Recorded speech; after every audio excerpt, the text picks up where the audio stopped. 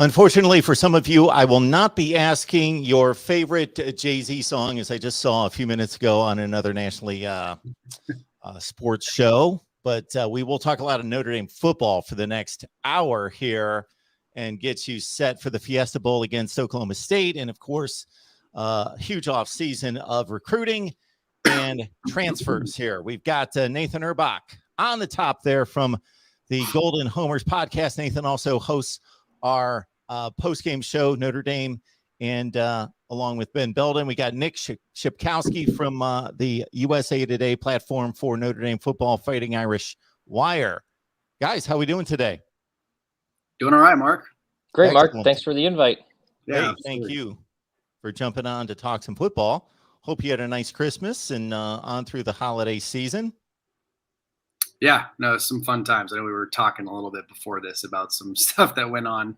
Times, fun in quotes maybe, but we won't let Nathan elaborate. But just that everything's all is well. That's good. So everybody had fun. The kids survived. So yes. That's most important. So Notre Dame takes on Oklahoma State.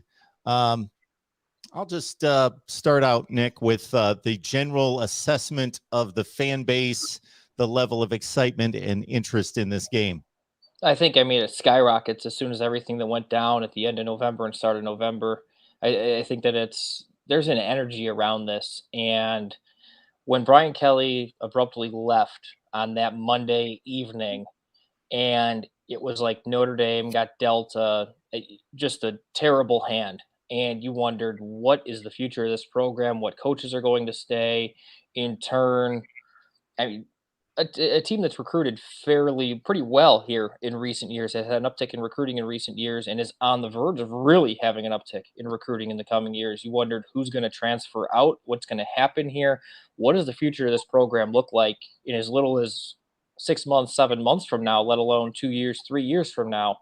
And everything came together about as perfectly as it possibly could in terms of keeping the current roster intact, keeping the future commitments intact, wrapping up this past recruiting class of just the early signing periods just coming in just right now. That went incredibly well. And I think that Marcus Freeman, any Notre Dame fan that follows this team, Brian Kelly's a darn good football coach. He took this team from a place where it was really struggling, obviously, back in 2009 when Charlie Weiss was fired, and he turned them back into a national contender. Did Brian Kelly take them as far as they possibly could have gone? Probably so, under Brian Kelly's watch. But the excitement that's now there, I think that's under Marcus Freeman, you haven't seen that in quite some time. The energy of the 35-year-old, going to be turned 36 here at the start of January. But the energy of him, I think, is very contagious, both to the team around him, the coaching staff around him, but also the fan base. I've seen this energy of this fan base not like this in years. I don't know, Nathan, if you agree, but it's been a long stinking time since I've seen Notre Dame fans this excited about the future of anything. Yeah, no, I echo a lot of what you just said. I think with Brian Kelly, if he was still the head coach at Notre Dame, there would be some excitement overall. I think with the idea that Notre Dame was still sort of kind of on the outside looking in, and they didn't really feel like they were robbed of a playoff berth like some teams do when they are the 5 seed. That probably would have helped a little bit. And obviously the idea that Notre Dame hasn't won a New Year's Six Bowl in a long time as well. I think that kind of would excite the fan base, but with Freeman in and, and just, I think every Notre Dame fan essentially wanted Marcus Freeman. If it wasn't him, it had to be someone like maybe not even Luke Fickell. Honestly, I think people were excited about the idea of someone like Luke Fickell, but it would have had to have been a really splash hire, just with all the rumors and different things that were going down, after Kelly left. So there's definitely kind of like this resurgence of the fan base. Certainly in recruiting, but for this New Year's Six Bowl as well. And it would kind of be ironic if Marcus Freeman's first win was was a New Year's Six bowl when Notre Dame hasn't won one in a long time, and Kelly wasn't able to get to that feat. And obviously, certainly Kelly deserves a lot of credit if Notre Dame does win this game as well. It still kind of is his team to an extent, but it would certainly be interesting because his first 2 games in a Notre Dame as the Notre Dame head coach will be New Year's Six bowl against Oklahoma State, and then at the Shoe, not only his former alma mater, but obviously a really terrific team in general. Now, I don't know that anyone can take anything away from Marcus Freeman winning the Fiesta Bowl. Certainly, Oklahoma State's a quality opponent. They're probably one of the 7 or 8 best teams in the country, something in that range. Certainly a top 10 to 12 team in the country. So it's a significant win. It's against a good team. I don't know that Marcus Freeman would be up against the type teams that Brian Kelly has been up against in that New Year's Six / BCS run. So it's not quite the status of team, and that's not Marcus Freeman's issue. He's got a difficult team to take on in a couple days. Is it going to be difficult, Nathan, at all to watch the college football playoff with Cincinnati involved? Because I've talked to different people from the Notre Dame perspective. Some see that Cincinnati game as we were right there, we could have won. Others as, sure, we could have won, but they came in, they posted a solid win. They were the better team on that day, clearly. And so it is what it is. And we moved on from there because we had our shot and didn't get it done. I mean, not really for me. I think I sort of agree with both of those ideas. I mean, I think overall Notre Dame's probably a better football team than Cincinnati, and specifically how they played in the second half of the season. I think a rematch would have been fun, and I probably would have predicted Notre Dame win. But on that day, Cincinnati was clearly the better football team. Notre Dame wasn't what they were. That's not an excuse by any means. It's just, I think it's factual. Teams can grow and get better as the season goes on, just like they can get worse as the season goes on, possibly. So, but no, I mean, I think Cincinnati deserved to be in over Notre Dame because of that win and the fact that they went undefeated. And I think the other 3 football teams that were in as well probably deserve to be in over Notre Dame as with that said. So no, it's not going to be too weird. It's kind of like what I mentioned in my previous comment. Like, a lot of the times when you're the number 5 team in the country, according to the College Football Playoff Committee, you almost feel slighted. It seems like every year the team that finishes 5, maybe even 6, feels somewhat slighted that they didn't get in. And I don't think Notre Dame fans felt that way. We all knew going into championship week what had to be done. It started out really, really nice when Baylor beat Oklahoma State, and you pretty much just needed Georgia at that point to beat Alabama and continue their undefeated season. And then obviously if Iowa would have beat Michigan, and that would have been, that probably would have catapulted Notre Dame as well. So because of all that, I mean, I don't really feel slighted by it. I think Notre Dame probably got what they deserved in regards to where they're at. So no, I'm not going to be really looking on December 31st in that way. Just my personal opinion. Yeah, I mean, it's take care of business against Cincinnati. I do wonder, part of me wonders if the first drive, the opening drive against Cincinnati goes differently. Notre Dame marches the ball right downfield to get in a goal-to-go situation. Jack Cohn, done a lot of really good things this year. That's his biggest mistake of the season, is that he panics under pressure, throws an interception in the end zone. And even though Notre Dame forced, I think it was a 3-and-out, or got the ball right back right away, it felt like they were trailing the rest of that day, even though it was a while before they gave up points, actually, because it was like, okay, well, there's at least 3 points, possibly 7 points that are off the board right away. And it felt like they were down. And I just wonder, I mean, hey, if that outcome is anything different, even if it's a 3-0 lead there at the start of that game, how differently does it go? But if it's in nuts where candies and nuts, every day would be Christmas, right? So instead, you're playing in the Fiesta Bowl. You have a chance to win. I mean, it's a big time opportunity. I know that bowl games aren't the same if they're not in the college football playoff as they were even a few short years ago. And I still think that you look at this, and kind of like Nathan and I were just discussing there, you look at the energy around this, and it's been this Notre Dame thing of, okay, well, if it's not the college football playoff, or it's not a huge bowl game, is there as much? I mean, there was some talk of that with the Camping World Bowl a few years ago against Iowa State, of what team's going to show up. It's, yeah, it's not where they want to be. It's not the major bowl they want to be in. They showed up and they played great that day. This is one that I think that the energy is there, and I think that it really is in terms of as big as a bowl game that doesn't have national title implications can get for Notre Dame. It really feels like it's at least that, if that makes sense whatsoever. And it's the only time that we've had that direct comparison to be able to say, okay, there was a head-to-head matchup between the two teams that are vying for this position. So it's pretty easy to see. And Cincinnati didn't lose another game, which would have brought their schedule even more into question, because there's no comparison between the two schedules, 1 through 12, games 1 through 12. Cincinnati's just doesn't stack up, but they did not lose a game. Notre Dame lost the game, and it was head-to-head to Cincinnati at home. We haven't had that kind of comparison between 4 and 5 in the other 7 college football playoff seasons.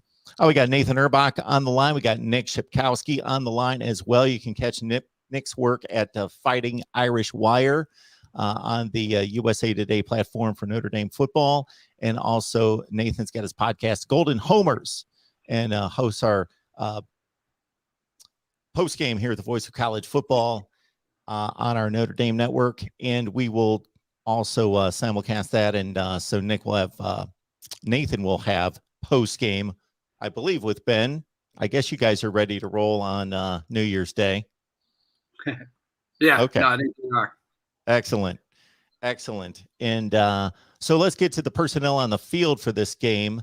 Kyle Hamilton is the consensus All-American exceptional safety. Right out of the gate against Florida State, he showed his worth. And then on through the season, for anyone who watched that game, watched the Wisconsin game, I can think of amazing plays that he made in that game against the Badgers. Kyron Williams, top running back for the last few seasons, he's not going to play. So, Nathan, where do we stand in regards to those two guys and their replacements? Well, with Kyle Hamilton, it's a little less murky. I mean, he's been out since, I think, he got hurt during the USC game. So it's been about 6 or so weeks since he's even played in a Notre Dame uniform.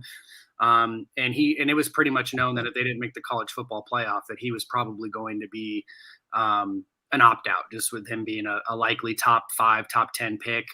So Notre Dame has kind of had their safeties under control for a while, and they've actually developed pretty nicely over the last, like 5 to 6 weeks. A converted wide receiver, Xavier Watts, and then also Ramon Henderson, who moved over from like slot corner to safety. Those two guys are going to control probably the free safety spot for Notre Dame. I think that's the 2 deep there. And then you have Houston Griffith and DJ Brown, who have been in the Notre Dame program for several years now. And Brown and Griffith have kind of traded off as starting safeties this year, depending on the team and the matchup and stuff like that. So I think that technically the listed starters are Ramon Henderson and Houston Griffith on the depth chart. But you're going to see plenty of Xavier Watts and plenty of DJ Brown. So Chris O'Leary, the first-time safeties coach for Notre Dame, I think has done a really, really good job getting that stabilized with the injury to Kyle Hamilton, and then obviously now with the opt-out of Kyle Hamilton. At running back, it's not really too murky either. I mean, Logan Diggs is a true freshman who's gotten a decent amount of playing time this year and has done well with that playing time. He's sort of taken over the number 2 the number 2 running back role with Chris Tyree being injured at times this year. Sibo Flemister, I don't know if he was really suspended or if he got hurt or whatever it was, but he hasn't really played for Notre Dame a whole lot. And so Logan Diggs looks like he's the future number 1, moving forward, and a really, really good running back at that. Showed a lot of promise. But then Chris Tyree's a home run threat, can play the slot as well. So you're probably looking at those 2 guys and maybe a little bit of another true freshman in Audric Estime. Might get some playing time in the bowl game as well, and certainly moving forward next year and beyond. Yeah, I mean, you look at it, and I think that it's Fiesta Bowl or not playing on this. Just a tip of the cap to Kyle Hamilton and Kyron Williams, because they might not have national titles next to their name ultimately on their resumes of what they did in Notre Dame uniforms. But I'll be damned if you don't look at the running backs of Notre Dame the last really You can put Julius Jones in that conversation, and then you're going all the way back. And I know that Autry Denson's the all-time leading rusher in Notre Dame history, but you're going back all the way to the days of Jerome Bettis and Reggie Brooks, since you saw a running back that was as capable and as good as Kyron Williams. He's not the fastest guy in the world. He's not going to blaze with a 40 time necessarily. But I mean, it's like watching a gymnast run is what it is with him. It's his balance is so incredible. And it's just, you think that there's so many different times that, okay, he's going down here, he's going down there. But the combination of his strength and his balance made him a truly great running back for the last 2 years for this team. And Kyle Hamilton, his resume speaks for itself. I think everybody nationally saw that play he made against Florida State. The second interception of the game in the opener this year. For those that didn't get to watch Notre Dame or don't watch Notre Dame on a regular basis the last 2 years, not to say that that was necessarily the norm, because that was ridiculous, but you got used to just when you try to describe, like, what is a football instinct? What does this mean when a guy has football instincts? I don't know. I think Ed Reed, I think Troy Polamalu from years past, Kyle Hamilton, in terms of college players, has exactly that of sniffing plays out on fourth down, knowing exactly where things are going.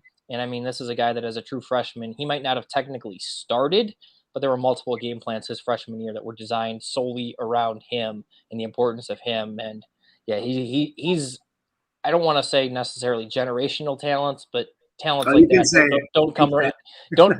Talents don't like that don't come around in the secondary at Notre Dame and very often. He's an all-timer. Yeah, I was gonna say, I mean, I hate like the cliches and stuff like that in regards to, being, the best safety prospect of all time and different things like that. But, I don't think you've seen a safety prospect since Sean Taylor in regards to, someone being as good as Kyle Hamilton. I think he's that special of a talent. And he's somewhat of a unicorn in regards to his talent level as well, being 6'4", 220. He's probably going to run a 4.4 if he runs the 40 at the combine. I don't know exactly how healthy his knee is right now. I'm sure it's close to 100%, but no, he's certainly in the Jalen Smith, Manti Te'o category when it comes to just being a great Notre Dame player. And I think he might even be a better athlete than Jalen Smith, but pre-injury, which was certainly saying a lot. All right. We'll get to some of the comments and questions in the live chat, one being in which somebody in particular, and I'm sure a number of people, because I hear this from time to time, annoyed that my phone went off during the so my phone is connected to the soundboard, and if my phone is on in any way, people want it to be on silent. It is already on silent, but if it's on in any way, it's going to come through the soundboard because it's connected to the soundboard for the call-in shows. So I don't always feel comfortable having my phone completely off because of being connected to family. So anyway, it is off right now, but it is, believe me, it's always on silent. So it still hums through the soundboard regardless. The other thing is that I set you guys up for criticism asking about the Cincinnati game. I would not have asked about the Cincinnati game if it was 42-3. But one of the reasons we're here, people understand that if we just took the wins and losses as they are and didn't analyze them, then we wouldn't have much to talk about. So there is something to talk about there in regards to not making excuses, just what's the analysis of the game? Did the team get better? Was that a strong performance out of Notre Dame? Not a strong performance? There's something to be analyzed there. Those are not excuses. It's me asking Nathan and Nick about their take on the Cincinnati game and the two teams. So, of course, I'm sure you guys have heard this for the last 10 weeks in regards to the Cincinnati comparison and that you've made excuses and so forth. The Oklahoma State matchup, that team in particular, it is the Fiesta Bowl. It is a New Year's Six matchup. And so, Nick, in particular, you've commented that it's a good place to be if you can't get to the playoff. It is the place to be. But Oklahoma State in particular doesn't, I don't want to knock on the Cowboys here because we cover all of college football, and I may have some folks watching that like Oklahoma State, but it doesn't generally excite college football nation with Oklahoma State being the other, for people that aren't just interested in watching the football that's played for those 3.5 hours, but some kind of a brand name matchup. Yeah, it's not necessarily like if you look at those helmet games. I'm looking behind your head there, Mark, and I see the Alabama one, I see a Tennessee one sticking out, I see a Notre Dame one. Like, throw some of those teams together, just look at the helmet, you know it's a big time game. Is that so much what you think when you think Oklahoma State? They definitely have had their history. I mean, it's have a couple. I mean, good luck finding any program that had the back-to-back running backs quite like they did there in the late '80s with Barry Sanders into Thurman Thomas, quarterback Mike Gundy for those teams, by the way. But yeah, it's not necessarily like you look at the Big 12, Oklahoma, Texas draws the attention, not necessarily Oklahoma State always nationally. That's not to say it's not a knock on Oklahoma State here. Oklahoma State is a lot of the old parts that you look at with this Big 12 of, okay, just score 60 points and whoever is the first to 60 is going to win. They have been, them and Baylor have kind of been the teams that have been ahead of this turn a bit of, all right, we're going to focus on the defense. We're going to focus on innovating things, changing things up, and shutting you down, keeping you from scoring. And we'll figure out points on our own eventually. But as long as we keep you from scoring, then we have a great chance to win. And that's kind of how they've gone about this. And it's going to be as good a defense as Notre Dame faces all year long in this Fiesta Bowl. Yeah, Oklahoma State kind of reminds me of Texas A&M in the SEC, and look what Texas A&M did this year on the recruiting trail.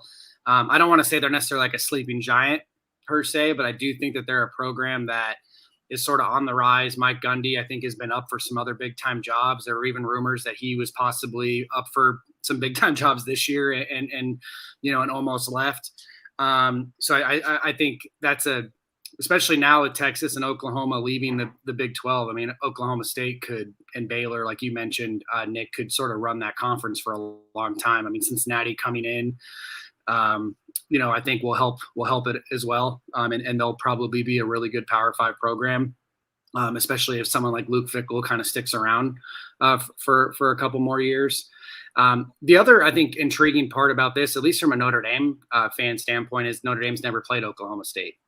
They've pretty much played everybody, at least that you can think of. And this is certainly one of those, quote unquote, bigger name programs that they have not played. So I think that's intriguing. And I think for college football fans like yourself, Mark, that's something that they could look to. It's just, you've never seen it before. So that certainly brings some intrigue as well. Yeah, and it's just not, I mean, you look at the Big 12 as it's currently constructed, it's just not a conference Notre Dame has a whole lot of history with. I mean, you look back to the roots of Notre Dame and what made Notre Dame into a national power. There's ties to what's the Pac-12 now, obviously, with the early days of Stanford and USC. Now the Stanford rivalry went on hold for a long time, but started back in the late 90s, early 2000s, and there's that huge part of it. Obviously, the Notre Dame and the Big Ten, those stories are well documented of trying to get into the conference for years and years, and the rivalries with Michigan, Michigan State, Purdue, and interstate there. The SEC, maybe it doesn't run quite as deep historically, but I mean, you look at the Big 12, and there's been some meetings with Notre Dame and Texas, say, in bowl games. There's been a couple of home and home series with Texas and Oklahoma here or there, but really there just is no real history with Notre Dame and deep in the Big 12, at least as it's currently constructed. And you kind of look at that and say, all right, this is unique. This is different. Because when Notre Dame's gone out there before, all right, once they played Colorado, once they've played Oregon State out of the Pac-12 and that blowout, that route that Chad Johnson and TJ Houshmandzadeh and company put on Notre Dame in 2000. And then they've played Ohio State a couple of times. So it's really just, you look at that and it's a chance to see something a bit different, in a different kind of form of football, and a different conference of football that Notre Dame fans don't get to see a whole heck of a lot of. Yeah, those Colorado matchups in the late 80s into 1990 were monumental. And, of course, the Buffs have moved on to the Pac-12. There was a series with Texas that you guys could document pretty well, about 7 or 8 years ago, that were exciting in regards to, again, a couple national brands getting together. The games were exciting. The one at Texas, at Austin in particular, that people got excited about early in the season, and then the teams didn't, Texas in particular, did not turn out to be much of a team when it was all said and done. So it was a lot of hype for not much payoff at the end of the year. And of course, Notre Dame won a national championship when they beat Texas and Earl Campbell in the Cotton Bowl in 1977. And I can't think of too many Notre Dame-Oklahoma matchups through the years. 2012 is kind of like the biggest one of recent memory, when that kind of catapulted Notre Dame to face Alabama in the championship game. And what was it? Like 13 comes to mind. Yeah, Yeah. 31-13, I think it was what it was. It was close throughout, and then kind of Notre Dame took off in like the fourth quarter. And then really at Terry Hanratty, when he took over for Frank Leahy, his high point was beating Oklahoma and ending their streak in what was 1950, sometime in the 50s, very early on. And other than that, yeah, you're right, Mark. There's not a whole lot there of depth to a history with any of those. Yeah, and I don't even think there's anything on the horizon. Just looking at their future schedules, I mean, they have some, some stuff with the SEC, home and home with Texas A&M, Alabama coming up. Obviously, with their ACC ties now, I mean, they're going to play Clemson, Florida State, Miami on a consistent basis, but nothing really with the Big 12. So it really comes down to, I'm assuming they'll probably keep some sort of history now with Cincinnati. I don't even mean this in a negative way, but it seems like every Cincinnati coach that's any good comes to Notre Dame and over the recent, in the coming years. And I think they might even snag a few more, or at least one more possibly, after the Fiesta Bowl and the college football playoff. I mean, there's certainly some holes on Notre Dame's coaching staff right now that Cincinnati could fill. And there's been some rumors around that. So, and with Cincinnati going to the Big 12, I could see that being some, a program they try to, keep involved with now that they sort of have like a rivalry of sorts. True. Michael is saying the playoff should have been Baylor, Cincinnati, Michigan, and Notre Dame. I think Michael's possibly leaving out a conference. I don't know which one that is, but probably purposefully. Yeah. I think that's a point there from Michael taking a dig.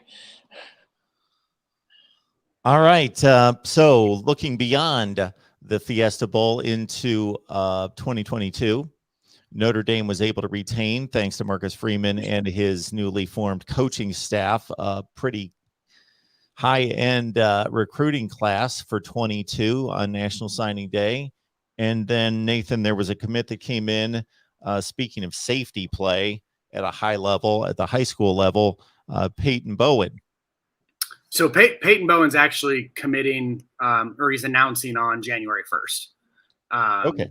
And I think he's down to Notre Dame, Alabama, Oklahoma, and USC. But it seems to be trending well for Notre Dame overall in that recruitment. They've done a really good job. They actually have offered two of his teammates in the 2023 cycle as well. Jackson Arnold, who's a quarterback who Notre Dame's heavily involved with as well, and Ryan Yates, another defensive back.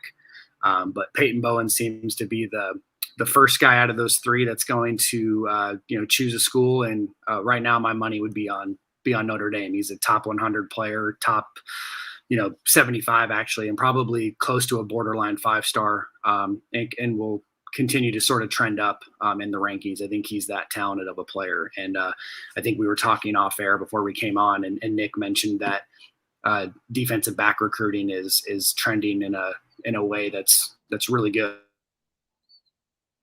because Notre Dame, I look at defensive line and linebacker play as big strengths, and not only on the field but in recruiting.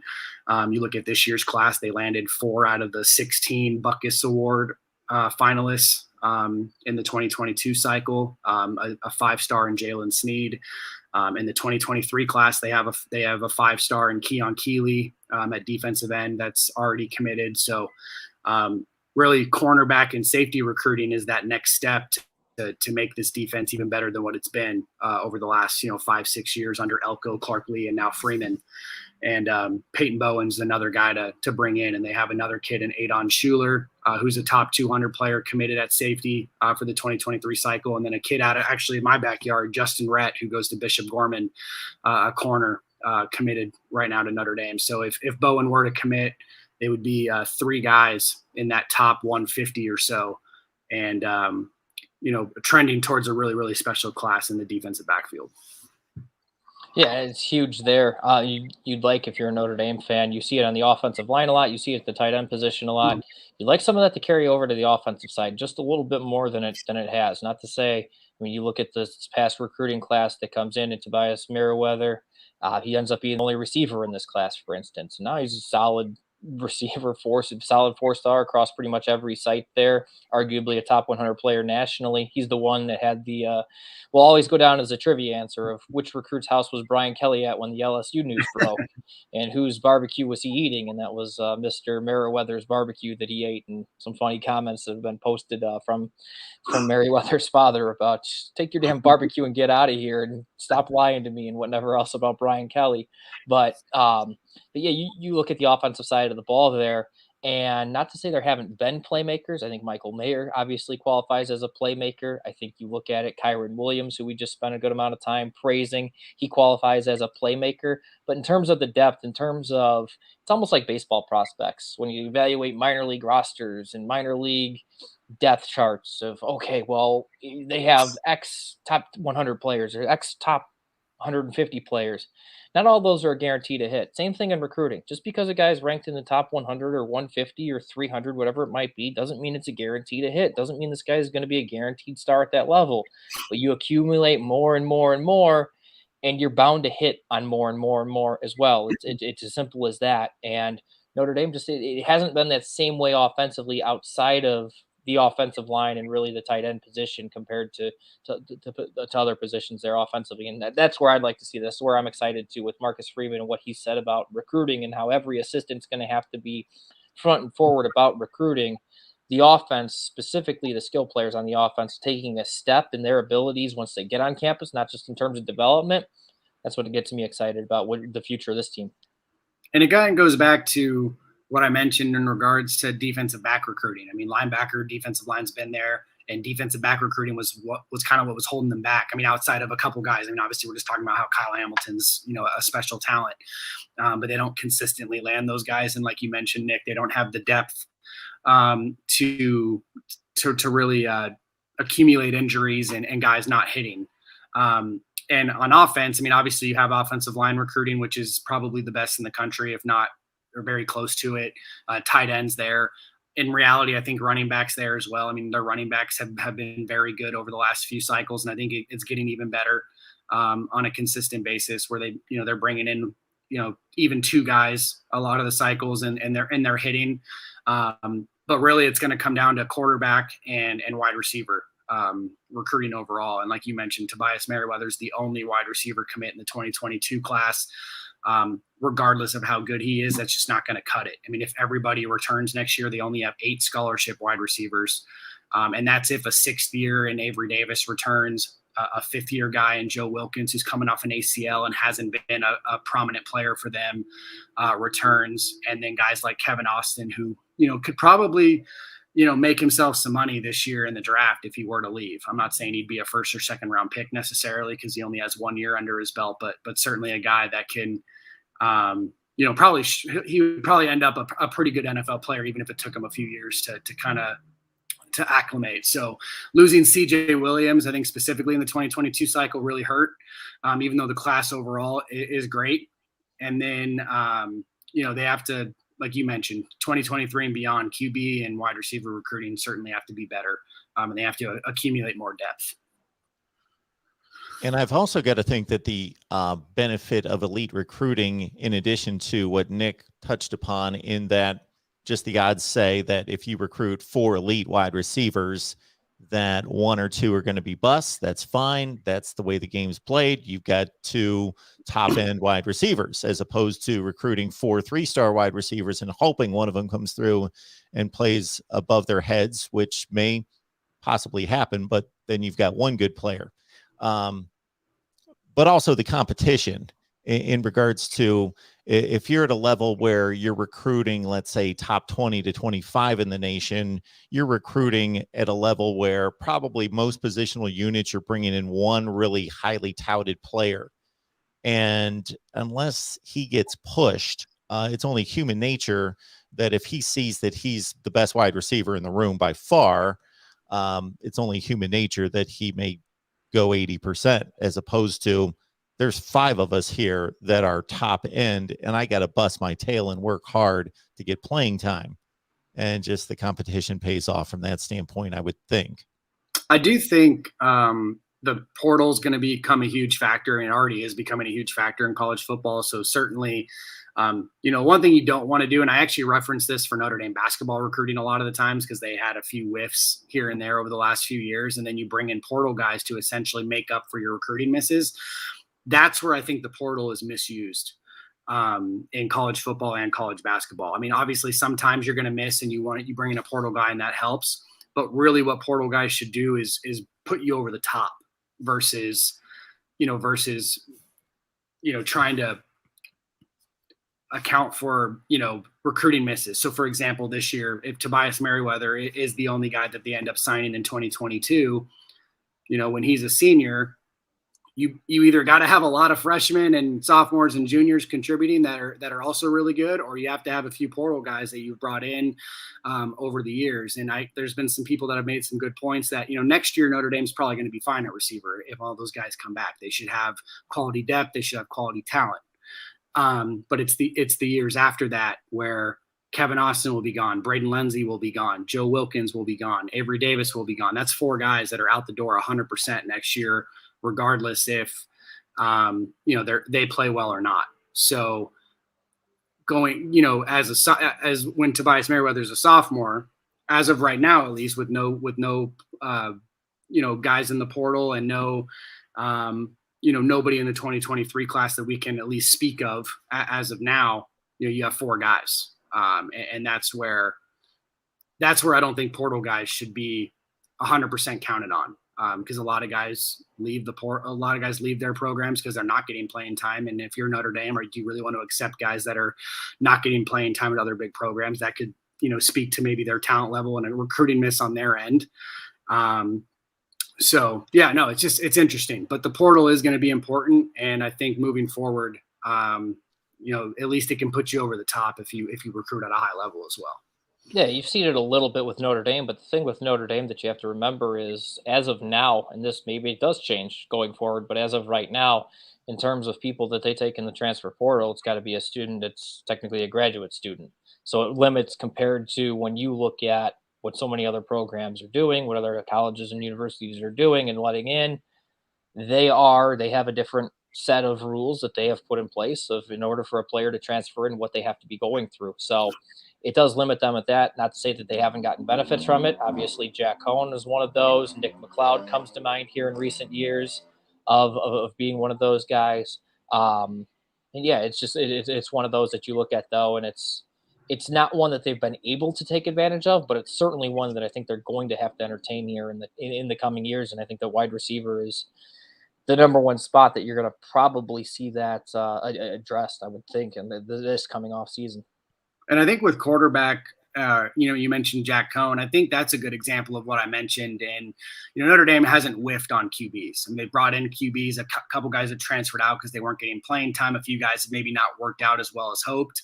Jack Cohn, I wouldn't say put him over the top this year because obviously they're not playing for a national championship. I don't think Jack Cohn's necessarily a national championship winning quarterback, but he certainly stabilized the program.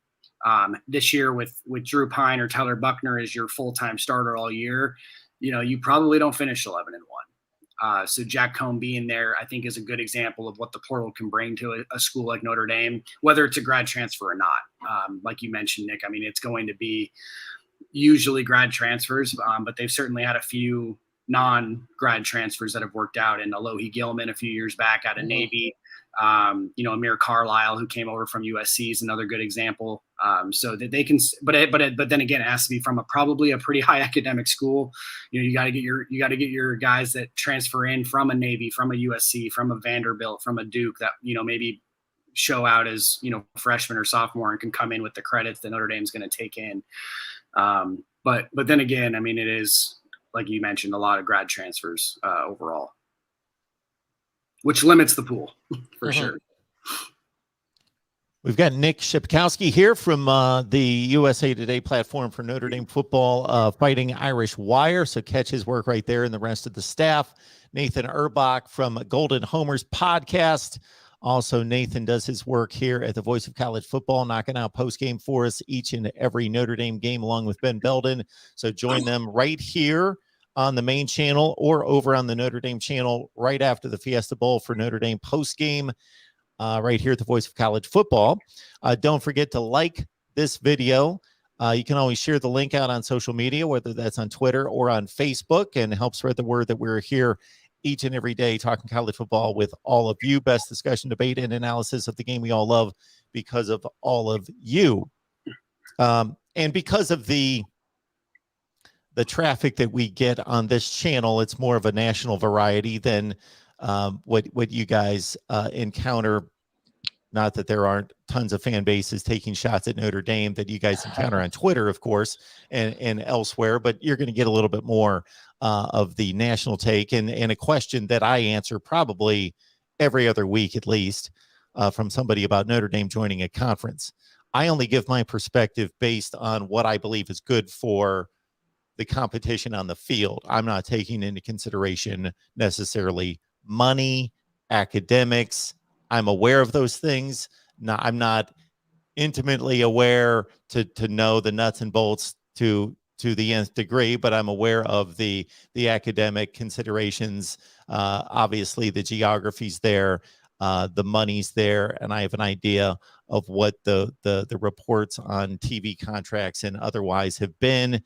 But I talk strictly from a football perspective of what I think it would be of Notre Dame joining a conference and where that should be. So Nathan, give us the nuts and bolts of why Notre Dame doesn't join a conference, if they should join a conference, if this is likely, unlikely, and then we'll kick it to you, Nick.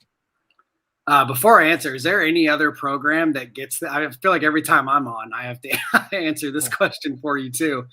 Is there any other program that gets obviously not a join a conference question, but BYU fans? Does Texas get like the Texas is back every time you do a Texas hammered with that? Yes. Yeah. Texas gets hammered for that. Georgia gets hammered with 1980. Miami gets hammered with you think you're elite. That was forever ago.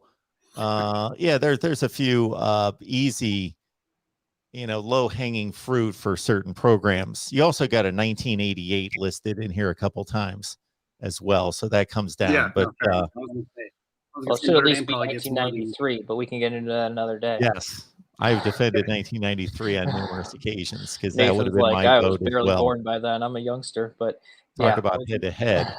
There you go. I mean, Go ahead, Nick. The thing that bothers me I shouldn't say.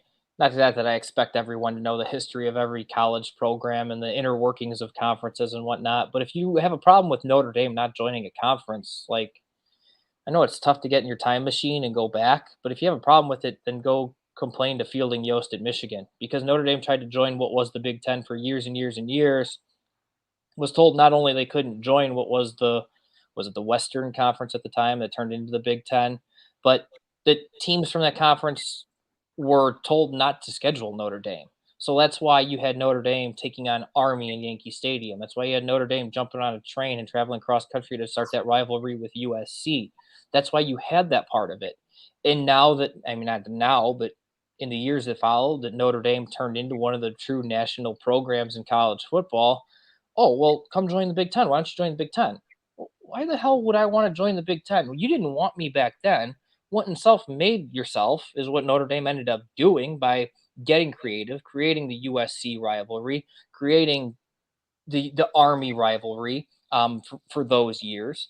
And why would Notre Dame want to join the Big Ten? I look at it and it's, if you absolutely have to, I just don't see that situation right now, because there's people that are out there, and I've seen it a couple on the comments that have gone on, of the 12th game versus the 13th sample size. And it's like, okay, well, you want to compare the 13th sample size of playing Mercer or playing an FBS school or whatever it might be? Like, is that really that big of a difference? Do you want to take that into comparison? Because I look at that and I just don't see if you know the history of it whatsoever, it makes a heck of a lot more sense of why Notre Dame doesn't really have interest in joining a conference in anytime soon for football. And I think what goes on now, I mean, I don't even know if they necessarily hold that against the Big Ten or anything like that anymore. I mean, they maybe do.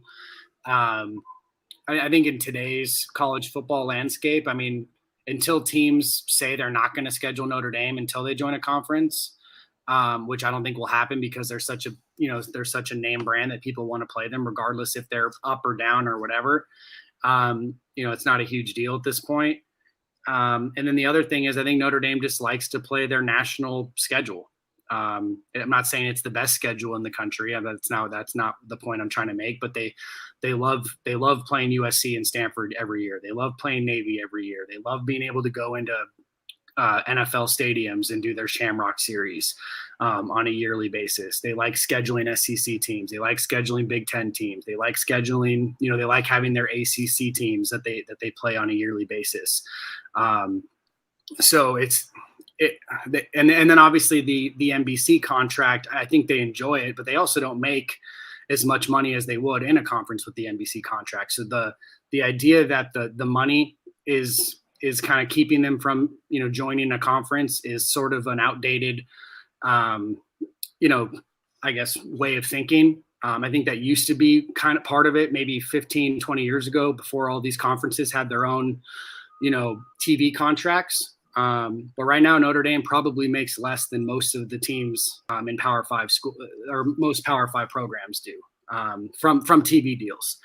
But they're certainly watched on NBC, and I think that's proven on a yearly basis when you look at the numbers. When Notre Dame plays Clemson at home and it's an NBC, it's probably the most watched game of the year, and so on and so forth. And when they do play on ESPN or ABC or whatever network they end up playing on, it's typically has some of the higher ratings. So to me, it really goes back to just being able to schedule who they want to schedule, play where they want to play. And I really don't think, there's been some comments here about how we sound whiny and how Notre Dame fans want to complain about not making the college football playoff. I don't think myself or Nick have complained about not making the college football playoff. Cincinnati. That's as simple as that. Show up with a game plan against Cincinnati and win that game, and you're in the playoff. It's really not. So to me, it would be easier for Notre Dame to make the college football playoff if they joined a conference. And I'm okay with it not being easy. Win all your games or go 11-1 and see what happens. To me, that's all that matters. And I think there's a lot of times where Notre Dame will go 11-1 and they'll make it. Basically, next year, if they go 11-1 and one of their losses is to Clemson or Ohio State, but they beat the other, they probably have a really good chance of making the college football playoff. If they go 12-0, they're certainly going to make the college football playoff. So to me, it's really like it. Notre Dame knows when they're going to make the college football playoff every year. If they go 12-0, they're going to make it. Well, just like any other Power 5 team. If they go 12-0, 13-0, they're going to make it. If Notre Dame goes 11-1, then they have a chance to make it just like anybody else that loses the game. Yeah, to Nathan's point, it's not like you look at Notre Dame's future schedules here, and it's not like they're struggling right now to find big-time opponents. They start next year at Ohio State. They have Clemson on the schedule. USC's on there every year. USC, you would think with Lincoln Riley, that's going to have a boost and going to be a top 10, top 15 program, again, unlike it's been for the last decade or so. But you think that they're going to be back and be competing for Pac-12 and national titles here before too long, one would think. And then you look beyond that, the home scheduled with Texas A&M in coming years, Alabama in coming years. They're not struggling right now to find big-time programs to play. And until that changes, there's going to be no pressure whatsoever on Notre Dame to join a conference. So I've got a lot of thoughts about this. Some are anti-Notre Dame, some are pro-Notre Dame. So first and foremost, Notre Dame has no responsibility to the rest of college football. Notre Dame needs to act in a way in which benefits Notre Dame. And until they are forced to do something or the conditions are made in such a way that make it difficult for them, why should they act? They're going to do what's best for them, and they should. I am going to admit to a bias as a guy that grew up as a college football fan in the Midwest in Big Ten country and watching Notre Dame play Michigan, Michigan State, and Purdue every year. I got accustomed to that and always thought Notre Dame should be in the Big Ten. They're obviously geographically right in the middle of Big Ten country. And in terms of not just geographically, but in regards to the history of those series and just the style, the brand, the tradition, the decades long of football tradition seems to fit Big Ten culture from a football standpoint. Yeah, for sure. From an AC, there is no, to me, the ACC in Notre Dame from a football standpoint is a stretch. It's It just doesn't fit from a football standpoint. I've always defended Notre Dame's schedule because, to your point, both of you, Notre Dame has scheduled a national schedule that, of course, nobody can guarantee that they're going to play the toughest schedule in the nation every year, nor should they play the toughest schedule, but it's always a formidable schedule. And when you're scheduling USC and Virginia and Stanford, of course, and some of the other games that they're scheduling on a regular basis, that has veered off of the Michigan State, Purdue portion of that. But it's always a formidable schedule. So the complaints that most people have in College Football Nation against Notre Dame's schedule in recent years is not levied against other teams that play pretty weak schedules just because they're bound to a conference schedule. I do think that, to Nick's point, of course, USC and Stanford have not been very good in recent years. For Stanford, it's been quite a while. For USC, it's been a bit sporadic, but nowhere near what they were in the early part of the 2000 teens, 10 or 12 years ago. In addition to that, I think this contract with the ACC has watered down Notre Dame's schedule. When they're giving you a rotation of the Louisvilles and Dukes and Georgia Techs in place of Michigan State, Purdue in particular, that's going to diminish the schedule. But again, Notre Dame doesn't need to play a killer schedule. Their schedule, even in an off year, when they made the playoff in 2018, their schedule was knocked, but it was Florida State, Virginia Tech, USC, Stanford were down. Those are typically really good football programs that are going to field anywhere from 8-4 to 11-1 football teams most of the time. But on that particular year, and for recent years, they haven't, and that's not Notre Dame's issue. Yeah, so my thoughts on the ACC. I never was a big fan of joining the ACC as like a part-time member or whatever you want to call it. I actually really enjoyed playing Michigan State, Purdue, even Michigan on a yearly basis. Part of it because those are traditional rivals, part of it because, like what you mentioned, I think the style of play fits Notre Dame a little bit better, at least in regards to, just like the eye, I guess the eye, like what's nice to the eye, if that makes any sense. I mean, Notre Dame certainly fits the bill of Big Ten football a little bit better. I do like playing Clemson and Florida State, and obviously Miami's been a Notre Dame rival as well. So, I mean, those are fun. I mean, Boston College, Pitt, kind of the same thing in that regard. So I don't know if I think it's maybe as bad as you do when it comes to the fit for Notre Dame overall. And I part of me does like having kind of like that set schedule on a yearly basis that a conference would sort of bring you. But yeah, I mean, and I think it was Mason, my good buddy Mason, who actually is part of the Golden Homers podcast with me, my co-host. He brought up with the expansion. I mean, it's going to even be less incentive for Notre Dame to join a conference because they're pretty much going to make it every year or close to it, at least with the way that they're playing right now. If that continues, I mean, if there's ever a 12-team playoff, I mean, Notre Dame's essentially going to be in, 90-95% of the time, unless they plummet. So I think it will even be less incentive for them to join a conference. And I do want to address one other thing before Nick, I know, goes. Someone mentioned that I said that if Notre Dame goes 12-0, they'll make the college football playoff every year. That's not really what I meant. I meant that most years they're going to make the college football playoff if they go 12-0. Certainly next year if they beat Ohio State and Clemson.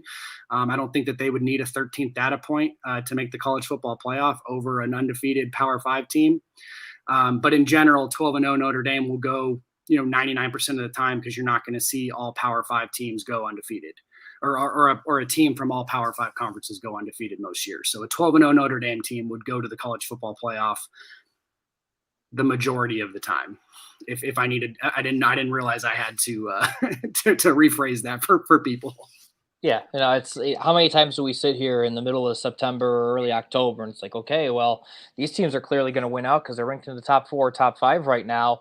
And every year we around the same part of the year. Okay, well, there's an upset. Here's an upset. Oh, Oregon just lost at Stanford, whatever it might be. Like, it seems like every year we have this conversation, and every year it ends up playing out that, okay, well, there's only 1 or 2 unbeatens at the end of the year. Sometimes there's a crazy third one. but even that's a reach more often than not. I guess the year that it hit me, because I had always defended Notre Dame's schedule for all the people that said they got to join a conference. They got to join a conference. It's not fair. They're sitting at home when these other conference championship games are going on for a 13th data point. And I've always said, well, yeah, but if you look at the entirety of the schedule, their 12 games are difficult. They're typically in the top 10 or 20% of strength of schedules in the country. But in 2018, that undefeated Notre Dame team not playing a 13th data point, and Oklahoma and Ohio State were kind of stalemated at 12-1 as conference champions. And then especially considering what later happened, which none of us could have predicted in 2020 when Notre Dame joined the ACC for one season. But even sitting there in 2018, I thought, Notre Dame could be playing Clemson right now in the ACC championship game if they would join the conference in all sports, and then that would solve this this 5-team issue here. But that's what it is. And I think the other point I would make is I think every time Notre Dame's made the playoff, I feel like they deserved it. And I think every time they haven't made the playoff, I think that they deserve not to make it. So I think overall the committee's gotten it correct. I think almost every year in regards to allowing all teams in, they've gotten it correct. But in regards to Notre Dame, is that's the team we're talking about and covering right now. That I think Notre Dame, I don't think they've been slighted, nor have they been favored in any way when they've made it. Yeah, I mean, I think that it's also, I mean, you look back to 2015, and if Notre Dame makes one stop against Stanford at the end of that game, they're probably in that college football playoff. Like they're right there. I don't think that there's this instant this need, I guess, for Notre Dame necessarily to just join it. I think that it's a fun conversation for a lot of outsiders with it, of people that maybe don't follow Notre Dame as closely. And okay, well, it'd be cool if Notre Dame was in the Big Ten. Yeah, it would be neat. Nationally, it would be neat to see Notre Dame join any conference. But in terms of what's in the best interest of the program, what's in the best interest of the university, it's being independent, and it's being what they are and what they've always been. Mark, I have a question for you actually. Before I know people probably want us to move on from these as well, but what's your take on the FCS argument? I know D-Rock Irish, who's always in here, brought it up, and I've heard that argument before. But I'm curious on teams that play FCS opponents. There was actually I'd have to pull up the tweet, and it would take me a while, so I can't. But I can kind of remember it to an extent. Someone mentioned that Notre Dame played Toledo this year, and that's essentially an FCS opponent. And then I think it was actually Brian Driscoll, who's been on your show a few times. He put out the tweet, but like I said, it was a while back. I'd have to find it. He mentioned that the last 8 times or something that Toledo has played an FCS opponent, they've won all of them, and then they've averaged those wins against good FCS opponents. If you look at those FCS opponents' records, I think one of them won the national title that year, or something like that. Their average margin of victory was 28 or 35 points or something like that.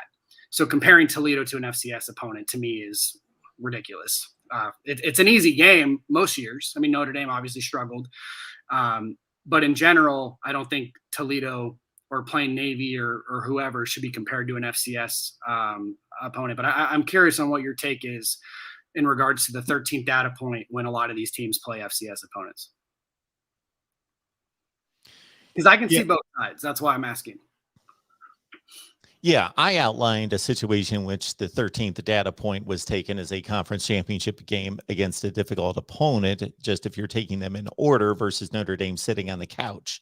But of course, if you're taking the entirety of the season, yes, you're uncovering the Mercers and the Citadels and the Tennessee Chattanoogas on a lot of schedules that typically the Big Ten doesn't play too many of those. The SEC plays a pretty strong hand of those opponents, and others do as well.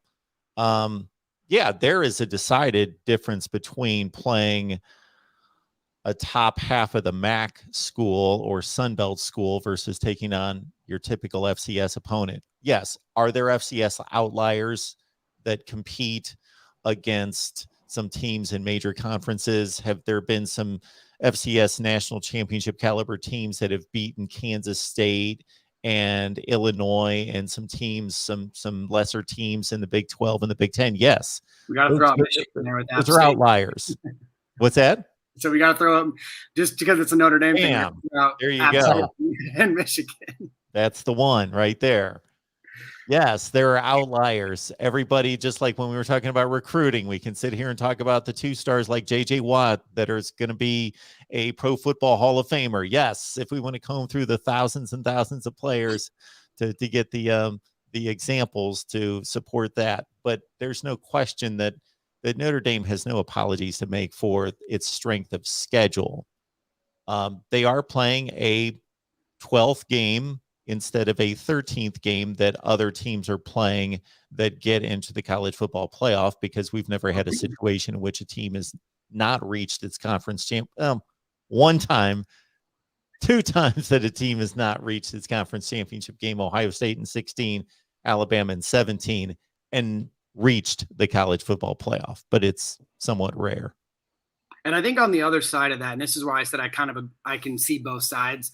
I mean, playing a 13th game does, allow for an injury or whatever, a suspension because of, a targeting or whatever. So there are things in the 13th game where, Jamison Williams, I know that this wasn't against an FCS team, but when Jamison Williams had the targeting against Auburn, that completely changed that game. If that would have happened a week prior when they did play an FCS team, or I don't know if it was a week prior, but just as an example, and Williams missed the first half of Auburn or missed the first half of Georgia or so on and so forth, I think that certainly plays a role. And then obviously, or someone tears an ACL or gets a concussion and they miss big games. That's where I kind of agree with the 13th data point to an extent. But again, I was really just curious on your take, because I do think that there's an argument to be made when teams schedule, sometimes teams schedule 2 FCS opponents. I think Oklahoma State did that this year, actually. And so just an interesting one, because it's talked about a lot when it comes to Notre Dame and their lack of a 13th data point. Yeah, I think that some people in the comments have it right there, that there's some FCS teams that can compete with heck, even some Power 5 programs. I mean, you can't say that they can't compete with a Vanderbilt or can't compete with some of the bottom feeders in the Big Ten or even middle feeders in some of the other conferences. But it's just I think when you look at it, it's the week after week after week, who they play. It's not the same. And okay, for every Appalachian State that there was for Michigan, how many more blowouts and 49-0, 56-0 wins are there the other way on those? So I think that plays a huge part in it as well. And when you're considering the caliber of teams that we're talking about programs and teams that are competing for college football playoff appearances and the strength of their schedules. Is there really a difference in taking on an FCS opponent and taking on one of the 10 worst FBS teams in the country? If you're going to displace Mercer and put in UTEP or Georgia Southern or Georgia State, does that really matter just because they've got a FBS label on them? Yeah, probably not.